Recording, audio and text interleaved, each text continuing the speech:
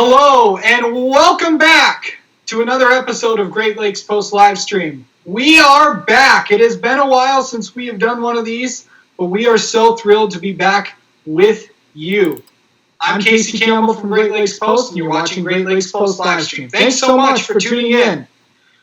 And once again, we always have a very special guest joining us, none other than Matt Debenedetto from the NASCAR Cup Series, driving the number 21 Motorcraft Quick Lane Ford for the Wood Brothers. Hello, Guido. Yeah, it's good to be on here, Casey.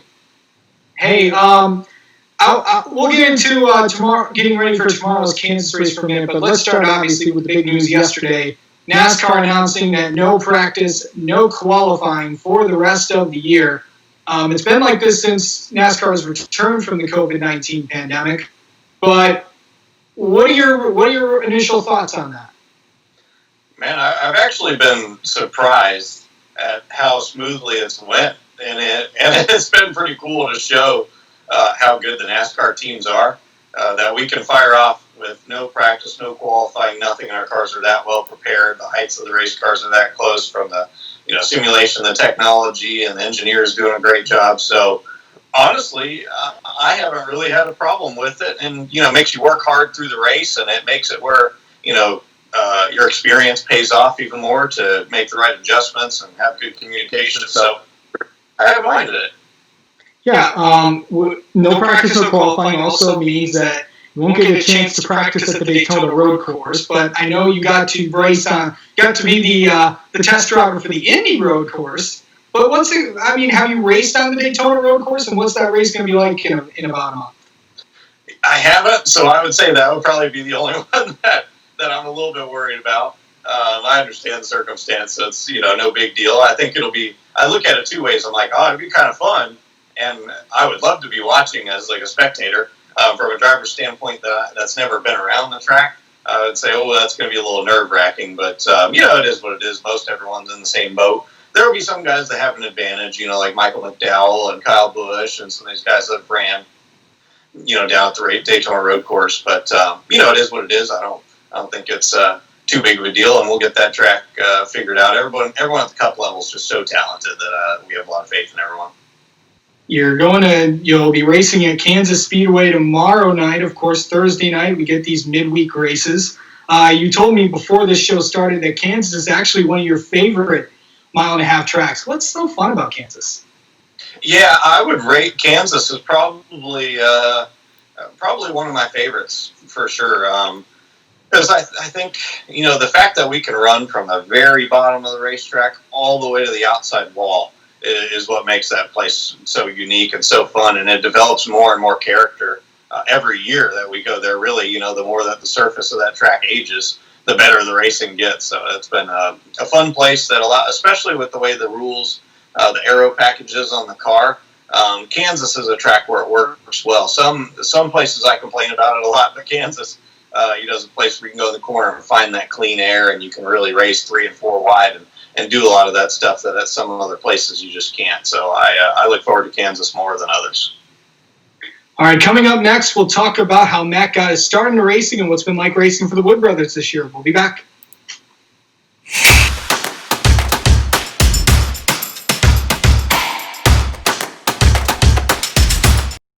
Is that beautiful? And then you're going to have the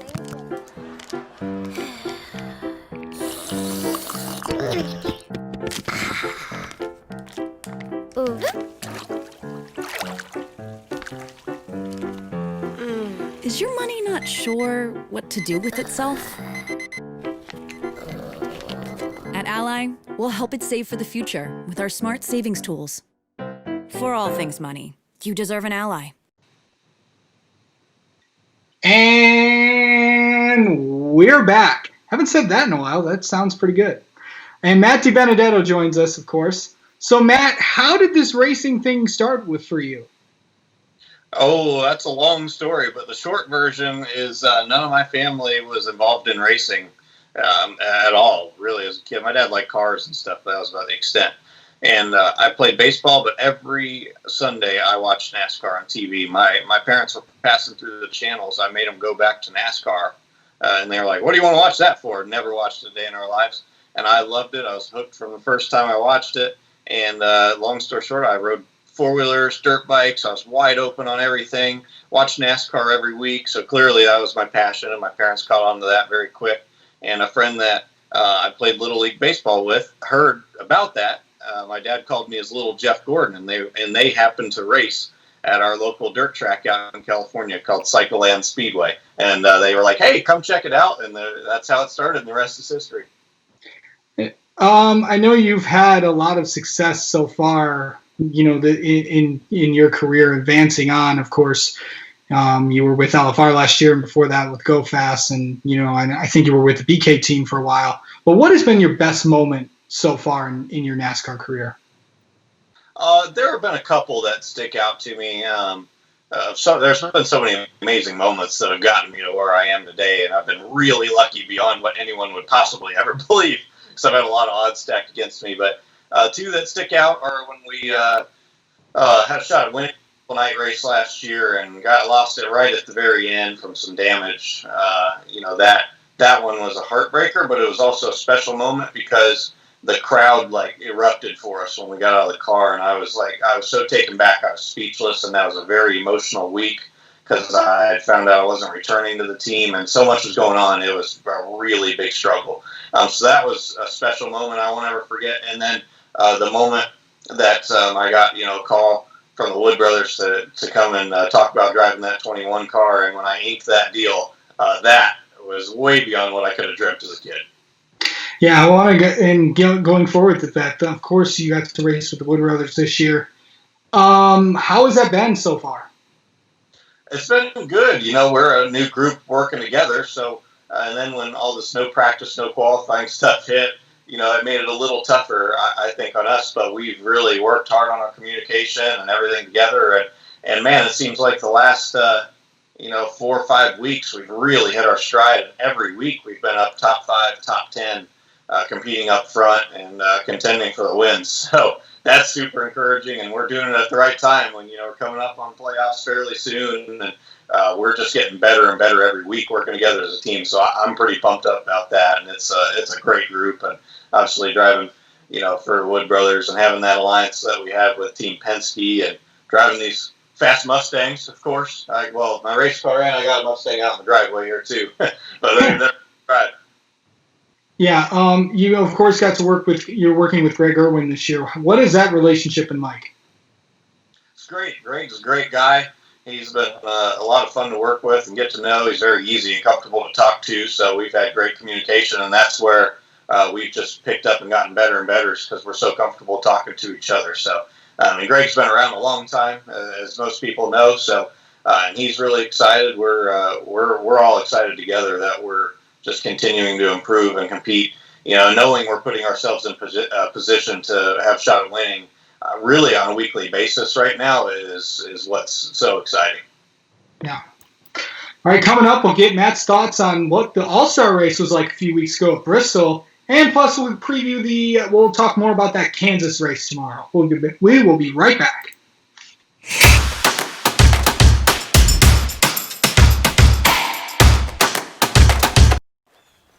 What is this thing? A Roxor. Ain't no turn signals. No traffic where this goes. Ain't no plastic. Nope. Box steel frame, too. Woo-wee, that's purty. No nav TV screen. It's up there. Ain't got no license plate. Ain't street legal. That's the best part. If you're looking for unmatched capability and industrial strength durability, it all starts here for under 16 grand. Ain't no toy, huh? Nope. And we are back. Matthew Debenedetto is back with us. Of course, before the break, I talked about the Bristol All-Star race. Wow. I know, for a NASCAR person that's been around the sport for a while, I never thought that the All-Star race would move out of Charlotte. But it did, and it was a pretty good show, and I'm pretty sure all the fans were there thought it was too. Yeah, that was fun. I actually liked it. I'm pretty biased, of course, because everyone knows how much I love Bristol. And I love track racing more than anything in the world. So that and road course racing. But it turned out great, though. It was so exciting to be able to race our way in. It was amazing that we had so much fan support, too, in the boat. But it really felt good to win that final segment, race our way, or stage, I should say, race our way into the All-Star race, and to do it at Bristol, that was a neat experience. Yeah. Of course, we're going to Kansas tomorrow, as I said earlier in the show. Of course, the Thursday night race. How do you like? It's a midweek race, of course. Thursday, Friday, Saturday. It's also kind of like kind of also when baseball's coming back this weekend. But what's it going to be like racing on these midweek races? Do you like them? I do, and what I was most curious about is I thought they were awesome. A weeknight race, thought that was a really cool concept. Always wanted to try it. Was excited that we were able to get to try it now this year due to circumstances. What I was most excited to see was people's reaction, and what stood out to me so much is that we did them, and I was like, man, this is awesome. I love it. But let's see what people's reactions are. And even from friends of mine, they've asked me many times, like, hey, when's the next midweek race? It's so cool. Give us something to look forward to on a Wednesday night, or in this case, a Thursday night. And it was neat to see that kind of response and energy from everyone, that they were that excited about it. So I was like, man, all right, now I'm fully on board with these midweek races. I love it, and they love it. Yeah, of course, as you said, that the team's been really, really getting up there in points. Of course, got a really good shot at making the playoffs this year. What's it gonna take to get the W down in Kansas?